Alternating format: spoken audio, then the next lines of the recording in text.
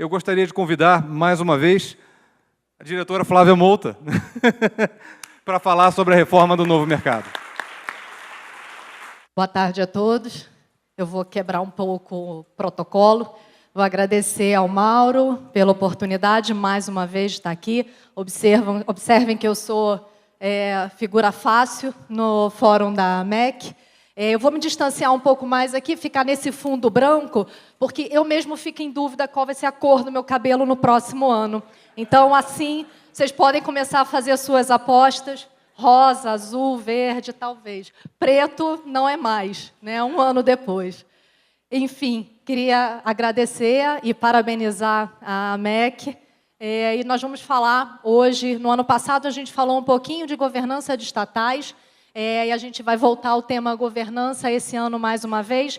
A gente vai falar, o Edemir adiantou um pouco, o Peter, na apresentação dele também, ele mencionou veementemente que ao interagir com as companhias do novo mercado em nível 2, das quais ele, a Bertin, é acionista, ele faz questão de perguntar, e aí, né, qual vai ser o seu posicionamento na hora de votar na reforma do novo mercado em nível 2? Eu comentei com alguns no intervalo que nessa hora eu tive vontade de levantar uma ola ali, mas eu fiquei um pouco constrangida, deixei para lá. Mas a ola para você agora, Peter. Vamos lá, contar um pouco essa história de onde nós estamos e para onde a gente vai caminhar ainda, tá? Bom, no início do ano, entre março e maio, nós fizemos uma consulta pública em que o mercado pôde participar conosco, mas ao participar ainda era uma consulta bastante genérica, bastante ampla, em que a gente queria conseguir traçar bem para que lugar a gente iria caminhar nessa evolução do novo mercado e do nível 2. Tá? Então, eram grandes temas em que a gente fazia perguntas bastante abertas e colhemos os resultados dessa consulta pública. Nessa consulta pública, a gente conseguiu coletar dados o suficiente para chegar ao ponto de ter uma proposta efetivamente de novo regulamento do novo mercado e do nível 2. Tá? Foi nessa etapa aqui, entre junho, final de junho e o dia 9 de setembro, agora passado, a gente ficou com uma audiência pública em aberto. Nesse período, a gente recebeu em torno de 40 manifestações, mas aí já manifestações bastante detalhadas, já com base numa proposta, efetivamente, que a BMF-Bovespa trouxe a público no dia 27 de junho. Todo esse material, desde a consulta pública até as manifestações que a gente recebeu no dia 9 de setembro, todas elas estão disponíveis hoje no site da BMF-Bovespa. Então, nós estamos numa etapa agora que eu chamaria de uma etapa mais interna, em que a gente está fazendo o trabalho de verificar manifestação por manifestação, o que a gente pode acatar, o que a gente não pode acatar, o que a gente consegue acatar de maneira parcial, para a gente ter uma nova versão, uma nova proposta, fruto dessa discussão com todo o mercado, com essa discussão ampla com todo o mercado. Tá? Eu vou trazer para vocês aqui um pouquinho o top 10 das principais polêmicas e considerações que a gente recebeu ao longo dessas manifestações, dessas 40 manifestações. Tá? Nessa primeira tela aí, a gente tem os 3 principais pontos, né? Os 3 pontos mais discutidos ao longo dessa evolução do novo mercado em nível 2. Fruto de muitas interações com investidores institucionais, o principal tema é a saída do segmento especial. Né? Hoje, a regra atual é a companhia precisa formular uma oferta pública para os acionistas detentores de ações em circulação a valor econômico. Essa é a regra atual do novo mercado e assim sempre o foi desde sempre. Tá? Qual é a proposta que a gente colocou em discussão em junho? Um quórum de aceitação de 50%, o cálculo é um pouco diferente, mas o quórum de aceitação de 50%, possibilidade dos investidores indicarem um quarto avaliador e também estaríamos admitindo uma possibilidade de dispensa pelos minoritários em casos mais particulares. Tá? O que eu posso dizer do conjunto que a gente recebeu nas manifestações, que, de uma maneira geral, as companhias que já se manifestaram nessa etapa, elas não se manifestaram de maneira favorável a um quórum de 50%. Ficaram preocupadas de ser um quórum extremamente alto. De outro lado, pelos investidores, a gente recebeu algumas manifestações de que o quórum deveria ser um quórum de 2/3, que é o quórum hoje para o cancelamento de registro de companhia aberta. Tá? Nesse ponto, que é um dos pontos principais da evolução do segmento, essa é a grande discussão, né, em torno do quórum, efetivamente. A OPA 30 também é um tema, né, discutido em verso e prosa. Há vários eventos, vários momentos em que a gente discute ter ou não ter a OPA por aquisição de participação relevante dentro do regulamento do segmento. A gente trouxe esse assunto para discussão mais uma vez, e a grande polêmica é: parte das companhias não se manifestaram contrárias ao procedimento propriamente dito.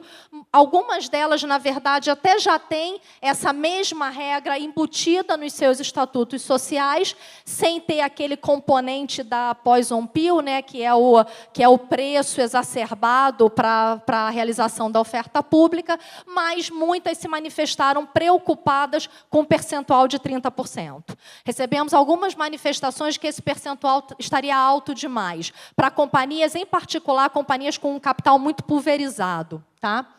De outro lado, também recebemos contribuição de que o prazo de 12 meses era um prazo excessivo. Vivemos um mercado muito volátil e algumas companhias trouxeram a preocupação de que o prazo de 12 meses não estaria absolutamente adequado à realidade brasileira. E o ponto talvez mais polêmico de todos, eu diria que ele não é, em termos de percentual, de criticidade no novo mercado, ele não é o ponto mais crítico, dado o número de companhias de novo mercado que não divulgam a remuneração. Então, por conta disso, eu não diria que ele é o principal ponto da reforma, mas ele é o ponto que gera o maior número de discussões. Né? Ele é o ponto que gera mais paixões, seja de um lado, seja do outro. De uma maneira geral, as companhias que trouxeram manifestação contrária abordam a questão da segurança, ou então de que essa informação aberta, máxima, média e mínima, não seria uma informação tão relevante para os investidores. Tá? E a gente vai falar um pouquinho mais sobre o que é e o que não é relevante para os investidores mais adiante. Então, esses são os 3 principais pontos em que eu me ative de maneira mais detalhada. Agora eu vou passar um pouco mais rápido pelos outros 7 pontos mais discutidos. Política de indicação, e esse é um item curioso que a gente teve, tanto de investidores quanto de companhias, solicitando que a gente indicasse critérios mínimos para essa política de indicação. Num primeiro momento, a gente tinha deixado mais aberto a cargo da própria companhia, mas a gente teve manifestação de companhia pedindo para que o regulamento desse um norte para isso. Conselheiros independentes. A proposta trazida na audiência pública, ela mantém o percentual de 20%, tá, para conselheiros independentes, mas ela traz algumas inovações. E foram essas inovações que nos levaram a manter o percentual em 20%. A gente indica 20% sim, ou no mínimo 2% em números absolutos. E a gente escutou de uma pessoa extremamente experiente no mercado de capitais uma expressão que me marcou e eu a transmito em toda vez que eu tenho a oportunidade. Uma andorinha só não faz verão. Então, ele nos sensibilizou de que ter em números absolutos ao menos 2 conselheiros independentes é algo extremamente relevante e tem paralelos em outras jurisdições, não é uma jabuticaba. Tá?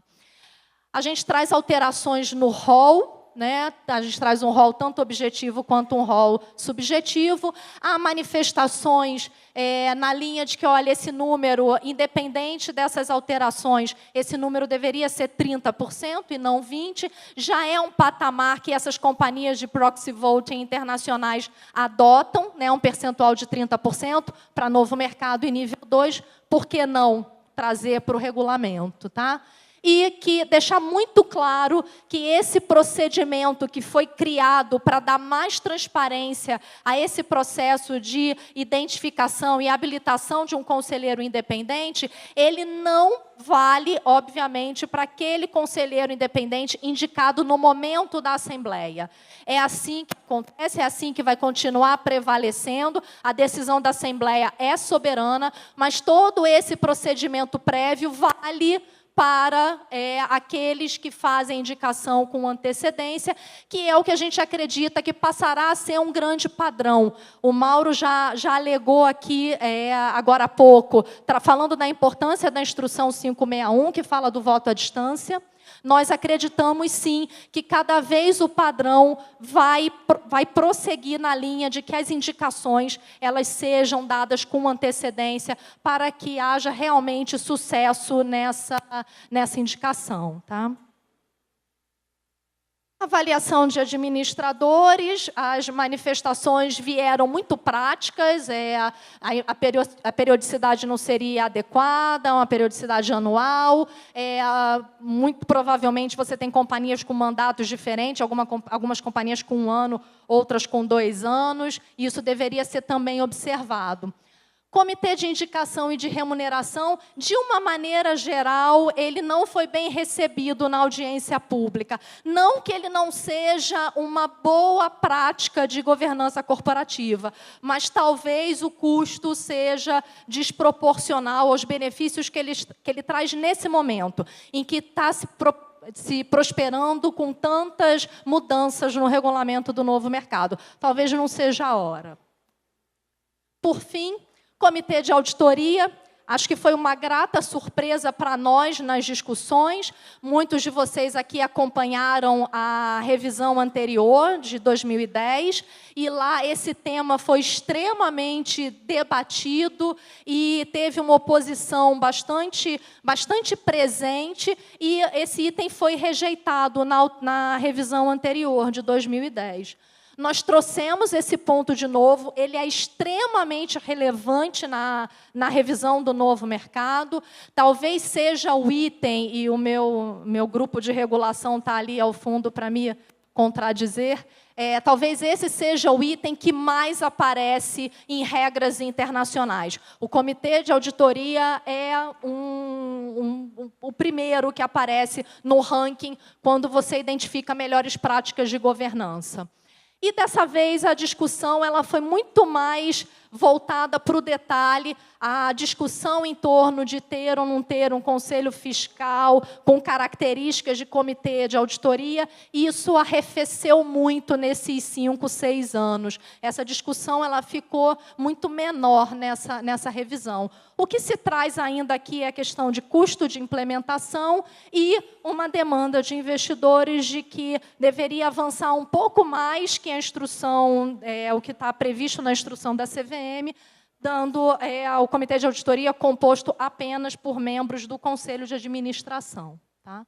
Auditoria interna e compliance, você tem a questão do custo também, e uma discussão semelhante acontece com o relatório socioambiental. Tá? Eu achei bem interessante a colocação que o Peter trouxe quando ele foi apresentar, porque acho que ela combina bem com o que eu vou falar nesse penúltimo slide aqui para vocês. Ele abordou a questão, mesmo para o stewardship, né, para o código da MEC de stewardship, como que isso vai se acomodar para os diversos tipos de investidores institucionais. Ele falou, olha, como que isso se adapta para o investidor que é um investidor ativo, assim como a Aberdeen, como que isso vai se adaptar para o investidor que é passivo, como que isso vai se adaptar para aquele investidor que usa o High Frequency Trading. Então, assim, como que isso vai se adaptar é algo que ainda está na mesa. E eu acho que a grande dificuldade em avançar com as regras no novo mercado passa um pouco por essa composição das companhias do novo mercado e nível 2 hoje, né? Esse quadro que eu trouxe aqui é só uma das fotografias possíveis, né? Que mostra a diferença de porte entre as companhias que estão listadas no mesmo segmento. Então, você tem, para algumas companhias, parte das práticas que a gente está colocando aqui hoje faz parte já do dia a dia delas. Para outras, talvez ainda seja um passo muito longo. Então, eu acho que isso só demonstra que essa discussão, né, de evolução de segmentos especiais, ela vem para o Fórum da AMEC num momento muito particular, num momento muito especial. Eu escutei mais de uma vez aqui a palavra engajamento, influência, monitoramento. A Isabela trouxe, eu fiz questão de anotar ali nos meus papéis, é que eu ainda não consegui decorar todos os princípios, mas eu chego lá. Princípio 3, que diz que você tem que avaliar questões ambientais, sociais e de governança no seu processo de investimento e na sua atividade de stewardship. Então, isso tudo é que vai fazer a gente conseguir efetivamente avançar com os segmentos especiais, tá? Eu já mostrei esse slide aí para vocês e disse onde que a gente está agora. A gente está numa fase de trabalho mais interno, em que a gente está processando todas essas manifestações. Observem que não é uma tarefa fácil. Você tem, né, de um lado, manifestações que vão para uma linha, e a manifestação que você lê na sequência, ela traz uma linha completamente diferente. Para onde que a gente vai, né? Qual é o nosso próximo passo? E aí eu já deixo o convite. No próximo dia 7 de novembro, a gente vai lançar essa versão atualizada do regulamento do novo mercado nível 2, fruto desse trabalho que a gente está fazendo internamente de conseguir acomodar dentro do possível as manifestações que nós recebemos. As pessoas investiram tempo em trazer para nós subsídios para essa evolução. Antes de eu fechar, alguns de vocês aqui, parte da minha equipe está aqui, eles já me ouviram falar isso algumas centenas de vezes. Eu sou uma viciada nas palestras do TED. Adoro, vejo várias toda semana.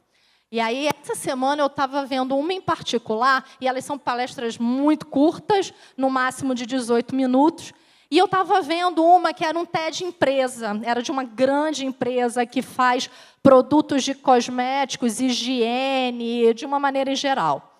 E esses TEDs são mais curtinhos ainda, era uma palestra de 30 minutos.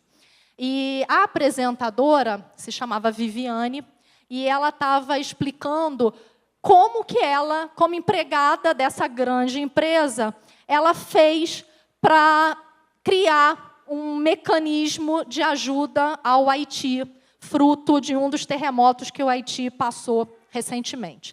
No dia em que aconteceu o terremoto, ela disse que ficou muito sensibilizada com aquilo que aconteceu e tirou o dia, foi para casa. Não estava conseguindo produzir. Ela foi para casa determinada a pedir demissão no dia seguinte, comprar uma passagem e ir para o Haiti. E ela estava na Inglaterra. Então, esse era o objetivo dela no final daquele dia. Tá? Em torno de meia-noite, ela recebe uma ligação. Era uma ligação, se essa pessoa fosse eu, seria uma ligação do Edemir, tá? Uma ligação do chefe dela. E ele fala, o que você vai fazer amanhã? Eu vou pedir demissão. Eu vou para o Haiti. E ele falou assim, você é médica? Ela, não. Você é assistente social? Não. Trabalha no exército? Não. O que você vai fazer no Haiti amanhã? Vai atrapalhar, né? E aí eu trago um pouco para cá esse conceito. Cada um tem que fazer o seu papel. Claro, no dia seguinte, só para vocês não ficarem muito curiosos, ela não pediu demissão e ele terminou essa ligação telefônica falando para ela, durma, amanhã de manhã me apareça na empresa com uma ideia do que nós, empresa, podemos fazer para ajudar o Haiti. E hoje eles têm uma ONG ligada à empresa e supre de maneira bastante eficiente o Haiti até hoje, né? E não foi nesse terremoto que aconteceu agora, foi no anterior, tá? E aí, mais ou menos esse recado que eu quero deixar aqui no final, né? Cada um tem que fazer o seu papel para que a evolução do novo mercado e do nível 2 dê certo. Que regulamento do novo mercado e do nível 2 a gente quer ter orgulho em 2017? Para isso, a Bolsa tem que cumprir o seu papel, as companhias têm que cumprir o seu papel, mas os investidores, eles têm um papel fundamental nesse processo. Para você montar esse quebra-cabeça, falta essa peça, que é a peça dos investidores. Engajamento, influência e, sinto dizer, estamos numa etapa agora que o engajamento individual é fundamental. Faça como Peter. Quando for falar com a companhia, lembre a companhia de que a reforma do novo mercado está aí e ela é extremamente estratégica e importante para a companhia propriamente dita. A gente não quer que investidor assuma o lugar de companhia, nem que a Bolsa assuma o lugar do controlador, cada um no seu lugar, cada um cumprindo o seu papel, a gente vai obter êxito na evolução dos segmentos especiais. Obrigada, gente.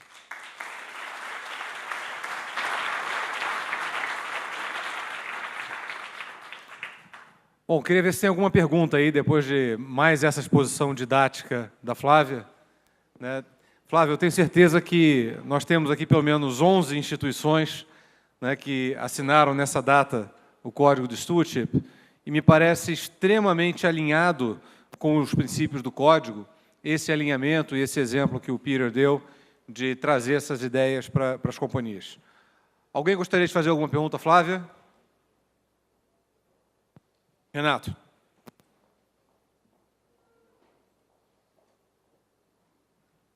Flávia, com relação ao Conselho Fiscal, a última vez que eu dei uma olhada, tinha em torno de 60, 70 empresas que já têm Conselho Fiscal. Então, a demanda do investidor para as empresas de novo mercado é a instalação do Conselho Fiscal. Como é que fica isso, né? Mais de 60% já tem e não está na regra, né? Vocês pensam em alguma coisa nessa direção? Não, a gente não tem previsão de regra dentro do regulamento do novo mercado nível 2 para Conselho Fiscal nessa etapa. Essa discussão aconteceu sim e a gente fez uma opção de investir tempo na instalação, na implementação do Comitê de Auditoria Estatutário. Tá? Não que essa discussão não possa voltar, mas foi uma opção feita. A gente já tinha um rol bastante grande de alterações, então, com relação a esse tema, a gente preferiu focar no Comitê de Auditoria Estatutário nessa revisão. Tá? Roberto Lame, dessa vez eu peguei a sua pergunta. Terceira vez que ele tenta fazer uma pergunta. Mas ele foi rápido. Obrigado, Flávia. Eu queria emendar na pergunta do Alexandre. Eu tenho visto assim, uma dissonância cognitiva em relação ao Comitê de Auditoria e Conselho Fiscal, na tentativa de regular o Conselho Fiscal dentro das companhias. Eu tenho a impressão, eu não sei, os advogados talvez pudessem me ajudar, mas o Conselho Fiscal é um direito do acionista independentemente do que a empresa fizer. A impressão que eu tenho é que a regulação do novo mercado é para a organização da empresa se apresentar para os investidores. Tenho a minha impressão de que tratar de Conselho Fiscal nesse nível, ele foge à competência da Bolsa, porque esse é um direito do investidor. Tanto assim que qualquer empresa que tenha ou não tenha um comitê de auditoria, por mais eficiente e com figuras altamente qualificadas seja, o investidor poderá, na Assembleia, solicitar a instalação do Conselho Fiscal, ainda que não conste da agenda. Eu não sei se poderias comentar essa questão. O nosso foco realmente foi no Comitê de Auditoria Estatutária. Eu acho que a questão do Renato era a questão de tornar ou não obrigatório, né? O Conselho Fiscal é uma ajuda a esse direito que o acionista minoritário já tem. Foi, de fato, uma opção, né? E, conforme eu comentei, a gente teve muito menos ruído na questão, na confusão que havia entre o conceito do Comitê de Auditoria e o Conselho Fiscal, né? Eu acho que já amadureceu um pouco mais no mercado a consciência de que o Comitê de Auditoria é aquele que atua assessorando efetivamente o Conselho de Administração numa etapa anterior. O Conselho Fiscal são os olhos do acionista na companhia, numa avaliação mais a posteriori. E isso parece já está um pouco mais arrumado, claro. Ainda há vozes que trazem essa questão, mas muito mais associada a custo do que propriamente a conceito, né? Flávia, Marcelo Gasparino. Só para esclarecer, eu li que vocês estão pensando em fazer a questão do mandato unificado 2 anos, né? Apenas para não ter uma dificuldade para os minoritários, que quando não for ocupado na AGO do início do mandato, que ocorra a previsão para que isso também aconteça na AGO do ano subsequente, não só a cada 2 anos que o minoritário tenha a oportunidade de discutir a questão da eleição em separado. A questão do mandato não foi alterada, tá, Marcelo? Hoje a previsão já é mandato unificado de até 2 anos, e essa regra não foi alterada. Tanto que parte das companhias tem um mandato de 1 ano só, tá? O mandato máximo são 2 anos, tá? Flávia, me permite. Bom, em primeiro lugar, a MEC fez uma manifestação à BMF Bovespa e à CVM posterior à nossa contribuição ao novo mercado, com relação a operações que tentam, por vias transversas, evitar a incidência de OPAs obrigatórias, né?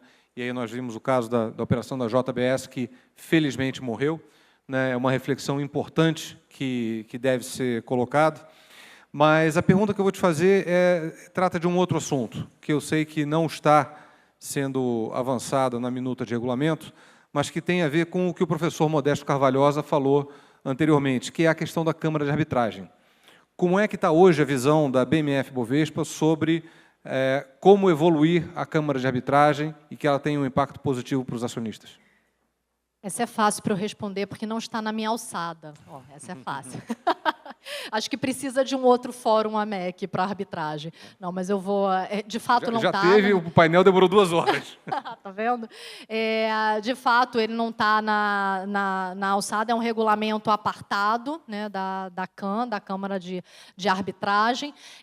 A gente recebeu algumas contribuições aí nesse processo da revisão do novo mercado nível 2, a gente recebeu, sim, algumas manifestações com relação à Câmara de Arbitragem, inclusive da própria MEC. Algumas delas vinham na direção da percepção de pouca transparência do processo. Essa é uma reclamação que né, todo mundo conhece, é uma discussão que já vem de uma certa data, enfim, está sendo avaliada, mas é uma discussão mais difícil, mais complexa, não está no contexto dessa revisão, de fato, porque é uma discussão tão complexa quanto todos esses itens que a gente tem aqui. Tá? O que eu posso trazer é com relação ao enforcement das regras do regulamento propriamente de novo mercado e nível 2, e aí acaba endereçando um pouco a questão daqueles itens em que se foge um pouco da oferta. Tá?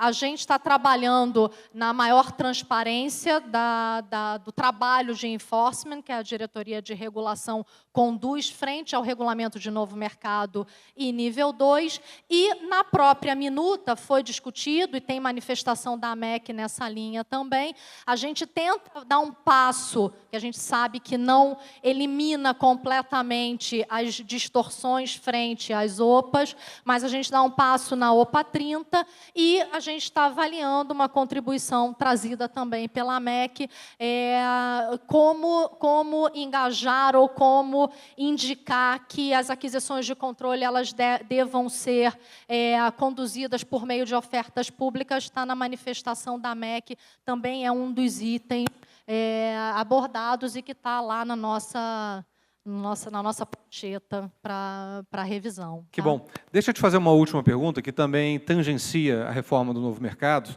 mas impacta fortemente as empresas do segmento, que é o novo trabalho que a BMF-Bovespa vem fazendo com relação a laudos de avaliação. Você poderia falar um pouquinho deles para a nossa plateia? Esse é um trabalho que a gente iniciou em 2014, um trabalho que a gente iniciou em 2014.